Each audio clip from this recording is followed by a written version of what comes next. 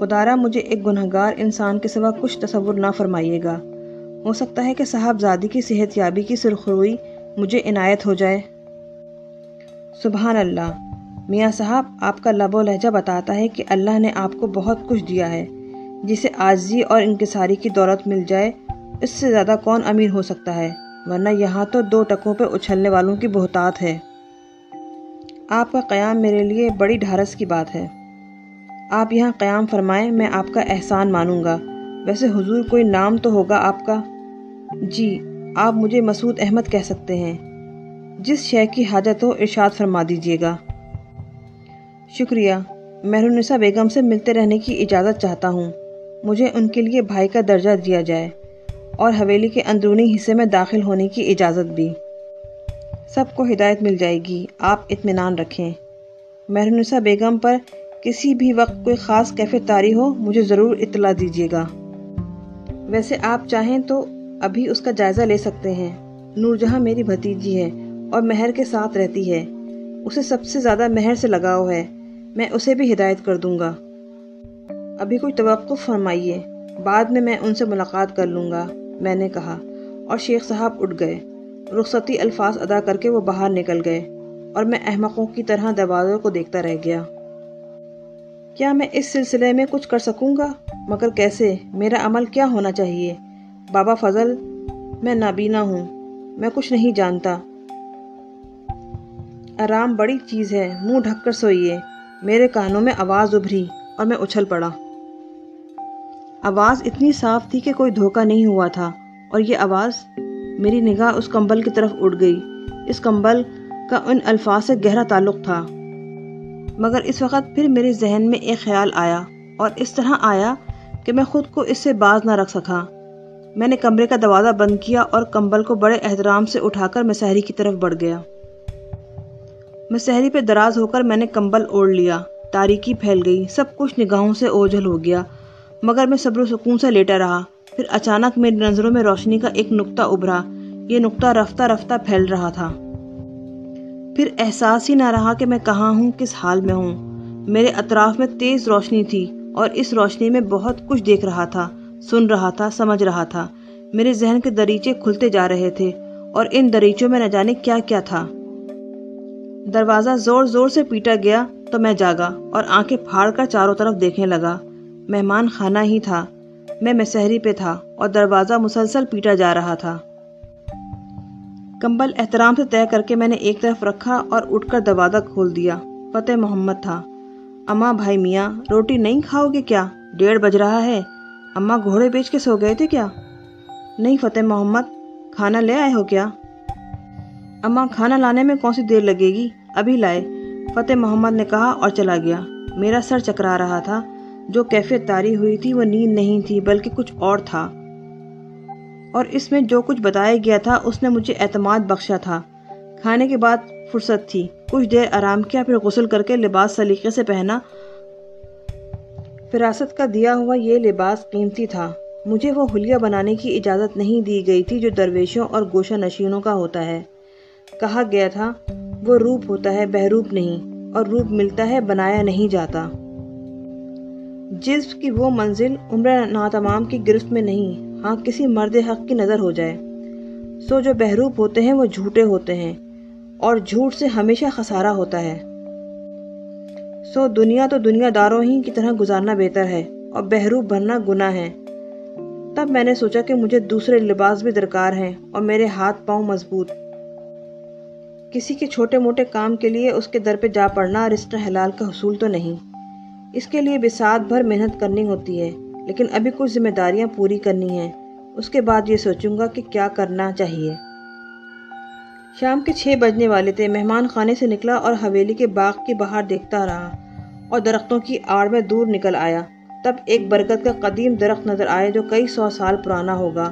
اس کی داڑیاں بے شمار تھیں اور نیچے آ کر زمین کی گہرائیوں میں اتر گئی تھیں، مگر مجھے جس شے نے اپنی طرف متوجہ کیا وہ ایک زنگ خوردہ کلسا تھا جو تانبے کا بنا ہوا تھا، اور زنگ تانبا کھا گئی تھی، مگر کلسے میں سونا چمک رہا تھا۔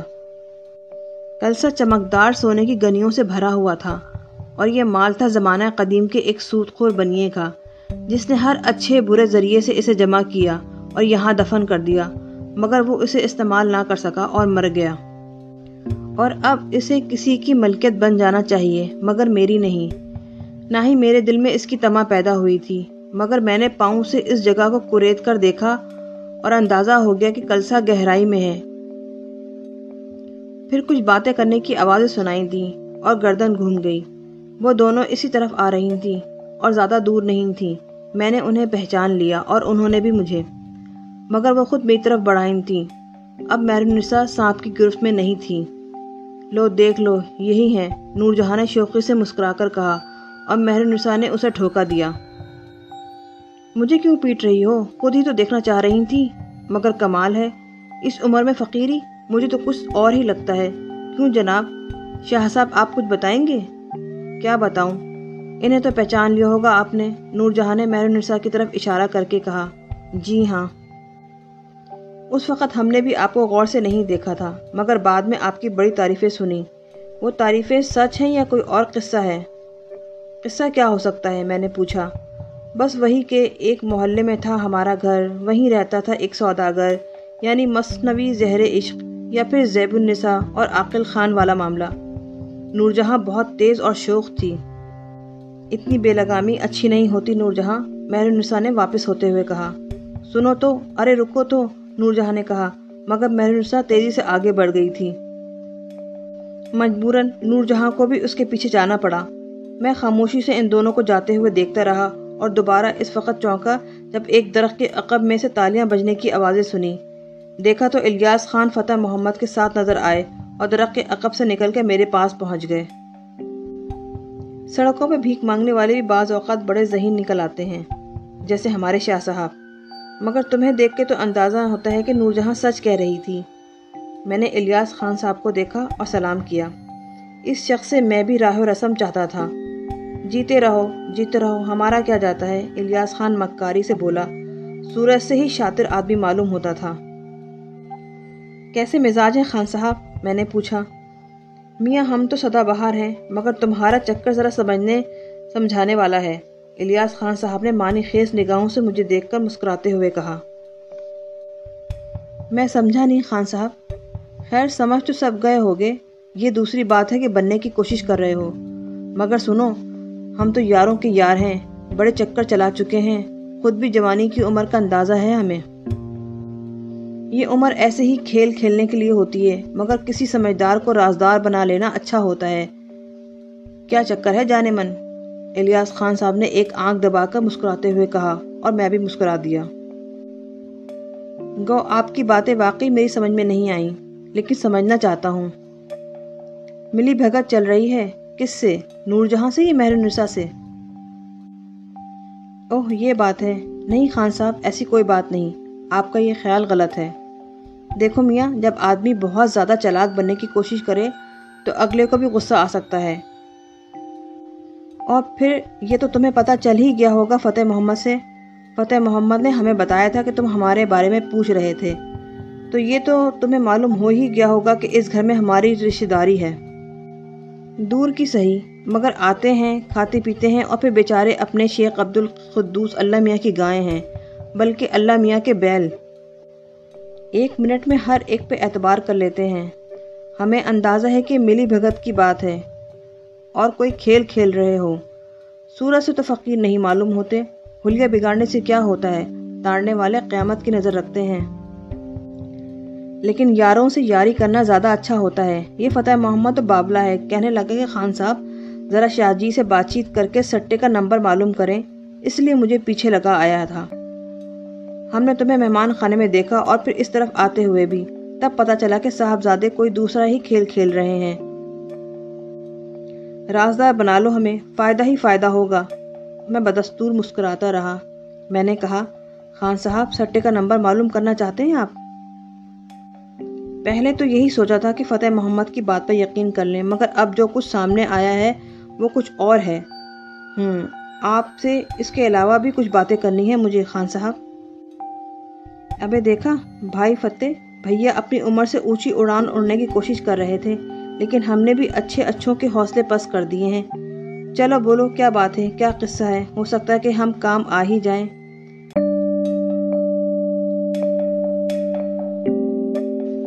تنہائی میں آپ سے کچھ باتیں کرنا چاہتا ہوں، میں نے کہا۔ چل بے فتح محمد پھوٹ لے، اور سن زبان بند رکھیو، ورنہ تو جانتا ہے الیاس خان کو۔ نہیں خان صاحب، ہم تو نوکر ہیں آپ کے جی، مجال ہے قسم اللہ کی ادھر سے ادھر ہو جائے، مگر ایک وعدہ کر لینا بھائی میاں، کچھ ہاتھ لگے تو اس میں تھوڑا سا حصہ ہمارا بھی ہونا چاہیے۔ اب جاتا ہے یا لگاؤں لات؟ الیاس خان نے کہا، اور فتح محمد ہنستا ہوا آگے بڑھ گیا۔ الیاس خان ایک بینچ کی طرف اشارہ کرتے ہوئے بولے، آؤ پہلوان، بیٹھ کے باتیں کرتے ہیں۔ کسی اچھے گھرانے کے لگتے ہو، صورت شکل سے بھی، حلیے اور لباس سے بھی۔ کیا چکر تھا، مہرالنساء سے کوئی معاملہ چل رہا ہے یا نور جہاں سے؟ ویسے آدمی ذہین ہو، سانپ وانپ کا قصہ سن لیا ہوگا کہیں سے، اور عین موقع پہ پوبارہ کر دیے، اور شیخ عبدالقدوس تمہیں یہاں لے آئے۔ خان صاحب میں آپ کو جانتا ہوں، میں نے کہا، اور الیاس خان چونک پڑے، چند لمحات میرا چہرہ دیکھتے رہے، پھر بولے، فتح محمد سے پوچھا ہوگا میرے بارے میں؟ نہیں، میں نے آپ کو شکتی پور میں دیکھا تھا۔ کہاں؟ خان صاحب چونک کر بولے، شکتی پور میں، شکنتا کے کوٹھے پر، آپ کے ساتھ چند افراد تھے، اور آپ شکنتا بائی کے ہاں رقص و سرور دیکھنے گئے تھے۔ الیاس خان صاحب نے حیران نگاہوں سے مجھے دیکھا، دیکھتے رہے، پھر ایک دم ہنس پڑے اور بولے، تم وہاں کیا کر رہے تھے شہزادے؟ آپ کے ساتھ جو افراد تھے الیاس خان صاحب، میں ان کے بارے میں تفصیل جاننا چاہتا ہوں۔ جہاں تک آپ کے اس خیال کا معاملہ ہے کہ میں یہاں مہرالنساء یا نور جہاں کے چکر میں آیا ہوں، تو بہتر یہ ہوگا کہ اسے دل سے نکال دیجیے۔ میں کوئی فقیر یا درویش نہیں ہوں، ایک گنہگار بندہ ہوں اللہ کا۔ بس کبھی کبھی نظر عنایت ہو جاتی ہے اللہ والوں کی، اور حکم ملتا ہے کہ کسی کا کوئی کام کر دیا جائے تو میں کوشش کرتا ہوں۔ لے وہ کتے کی دم والی بات ہو رہی ہے کہ 12 برس نلکی میں رہی مگر ٹیڑھی کی ٹیڑھی، یعنی اب تمہیں رنگے ہاتھوں پکڑ لیا ہم نے، اور تم پھر وہی رام کہانی سنا رہے ہو ہمیں، الیاس خان صاحب نے مجھے گھورتے ہوئے کہا۔ میں آپ کو یقین دلاؤں گا الیاس خان صاحب، لیکن ان لوگوں کے بارے میں جاننا چاہتا ہوں جو شکتی پور میں آپ کے ساتھ تھے۔ چلو ٹھیک ہے، تمہاری اس معلومات سے ہمارے اوپر کیا فرق پڑتا ہے بھائی، دنیا دار ہیں، کم از کم فقیر بن کر عشق و محبت کا ناٹک تو نہیں کھیلتے جیسے تم کھیل رہے ہو۔ رنگین مزاج ہیں، شوق رکھتے ہیں، مال خرچ کرتے ہیں، کوٹھوں پر جاتے ہیں۔ اگر تمہیں یہ پتہ چل ہی گیا ہے تو اس سے ہمارا کیا نقصان ہوگا؟ کچھ نہیں شہزادے، مگر تم ان لوگوں کے بارے میں کیوں پوچھ رہے ہو؟ ان میں سے ایک صاحب میرے شناست ہیں، ان کے بارے میں آپ سے معلومات حاصل کرنا چاہتا ہوں۔ کیا نام تھا؟ الیاس خان نے پوچھا۔ ریاض، میں نے جواب دیا، اور الیاس خان سوچ میں ڈوب گئے، پھر بڑبڑاتے ہوئے بولے، اس دن ہمارے ساتھ رشید خان صاحب تھے، غلام علی تھا، فرید احمد تھے۔ ہاں یاد آ گیا، تم منشی ریاض کی بات کر رہے ہو، بالکل ٹھیک ہے، فرید احمد کے یہاں منشی ہے وہ شخص۔ فرید احمد ذرا یار باش قسم کا آدمی ہے، نوکروں سے بھی دوستی رکھتا ہے۔ کسی کام سے گئے تھے ہم لوگ شکتی پور، منشی ریاض بھی ہمارے ساتھ تھا، اور ہم گانا سننے گئے تو منشی ریاض کو بھی اپنے ساتھ لے گئے، بس اس کے علاوہ اور کوئی ریاض نہیں تھا ہمارے ساتھ۔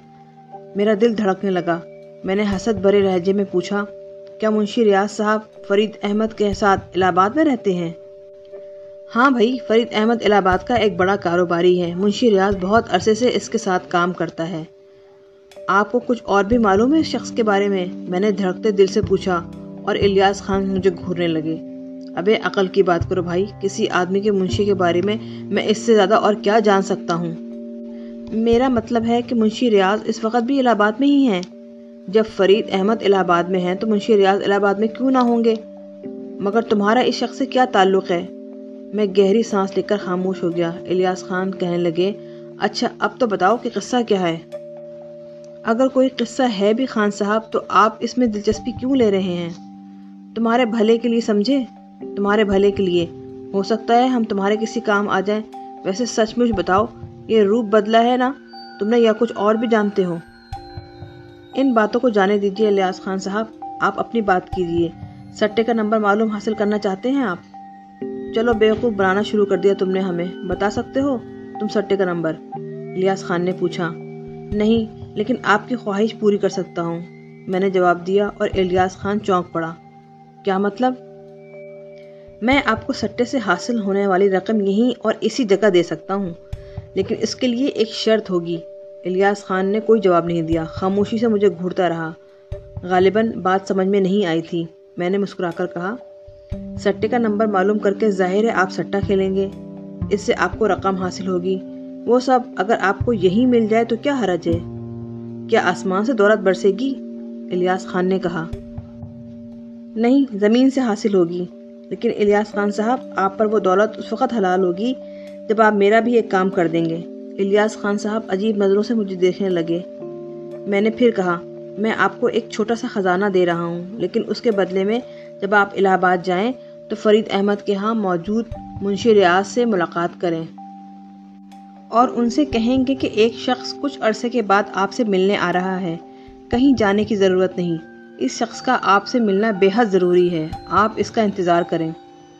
اس کا نام مسعود احمد ہے اور اس کے باپ کا نام محفوظ احمد بتائیے۔ الیاس خان صاحب، آپ میرا یہ کام کر دیں گے؟ یہ سب کچھ تو خیر میں کر ہی دوں گا، مگر تم وہ دولت والی بات کیا کر رہے تھے؟ آپ وعدہ کر رہے ہیں کہ میرا یہ کام کر دیں گے؟ میں نے پھر کہا، دل بری طرح دھڑک رہا تھا، آنکھوں میں امیدوں کی چمک آ گئی تھی۔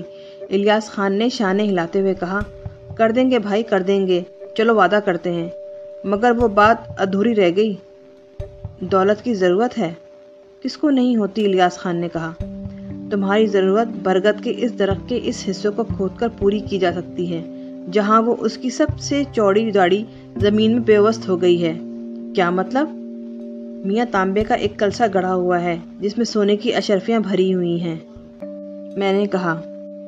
الیاس خان مجھے گھورنے لگا، پھر بولا، کیوں بے تکی چھوڑ رہے ہو شہزادے؟ وہاں اشرفیاں گڑھی ہوئی ہیں اور تم یہاں بیٹھے ہوئے ہو۔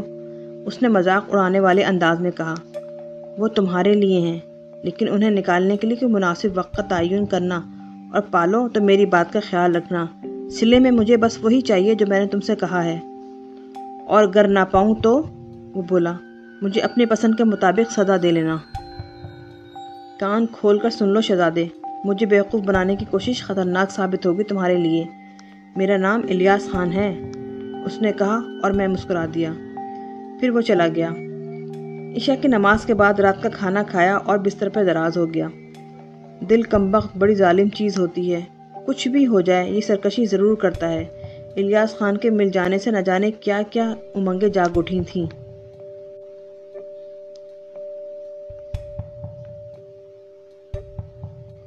دروازہ زور سے بجا اور سارے خیالات چکنا چور ہو گئے۔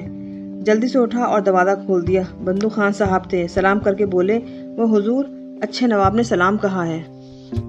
شیخ صاحب؟ جی بلایا ہے۔ خیریت ہے؟ بٹیا کی طبیعت بگڑ گئی ہے، آپ کو بلا رہے ہیں۔ رکو میں چلتا ہوں، میں نے کہا، اور جلدی سے متبرک کمبل چھانے پر ڈال کر بندو خان کے ساتھ چل پڑا۔ حویلی کے اس حصے میں پہلی بار داخل ہوا تھا، قابل دید تھا۔ بندو خان میری رہنمائی کر رہے تھے۔ راستہ طے کرتے ہوئے اندرونی حصے میں داخل ہو گیا۔ مکمل خاموشی طاری تھی، مگر ایک کمرے کے سامنے روشنی میں کئی افراد نظر آ رہے تھے۔ ان میں خواتین بھی تھیں جنہوں نے دوپٹے سر پر ڈال لیے۔ شیخ صاحب کراہتے ہوئے میرے قریب آ گئے۔ پھر حالت بگڑ گئی ہے، انہوں نے کہا۔ کیا کیفیت ہے؟ آپ کو طلب کیا ہے شیخ صاحب نے؟ مجھے؟ ہاں، نام لے کر کہا، بلاؤ اس استاذ اعظم کو، ذرا اس سے بات کر لوں۔ اس کو یہاں آنے کی جرت کیسے ہوئی؟ میں نے پوچھا، کسے؟ تو جواب ملا، مسعود کو، اور میں نے آپ کو بلا بھیجا۔ خوب، مجھے انتظار تھا، آئیے، میں نے کہا، اور دروازہ کھول کر اندر داخل ہو گیا۔ حسین خوابگاہ تھی۔ ایک تپائی پر مہر النساء بیٹھی ہوئی تھی، دراز گھنے سیاہ بال چھتری کی طرح کھلے ہوئے تھے۔ دروازے کی طرف پشت تھی اور رخ دوسری طرف تھا، لیکن اچانک گردن گھومی اور چہرہ مڑ کر پیچھے رہ گیا۔ بڑا خوفناک انداز تھا، یعنی جسم کا رخ دوسری طرف تھا اور چہرہ مکمل میری طرف۔ مہر النساء کو شام کو بھی دیکھا تھا، سبک اور ملیح چہرہ، چمپئی رنگ، نرم و نازک نقوش، گہری سیاہ آنکھیں، لیکن اس وقت جو چہرہ نظر آیا یہ شام والا چہرہ نہیں تھا۔ خد و خال بگڑے ہوئے تھے، آنکھیں شرر بار تھیں اور ان میں نیلاہٹیں جگمگا رہی تھیں، رنگ میں تپش تھی۔ السلام علیکم، میں نے کہا، مگر وہ مجھے گھورتی رہی۔ میں نے ترش لہجے میں کہا، والدین نے سلام کا جواب دینا بھی نہیں سکھایا؟ وعلیکم السلام، ایک کرخت مردانہ آواز مہر النساء کے منہ سے ابھری۔ میں مسکرا دیا۔ پھر میں نے کہا، جب ہم ایک دوسرے کی سلامتی کے خواہاں ہیں تو دشمنی کا تصور تو خود بخود مٹ جاتا ہے۔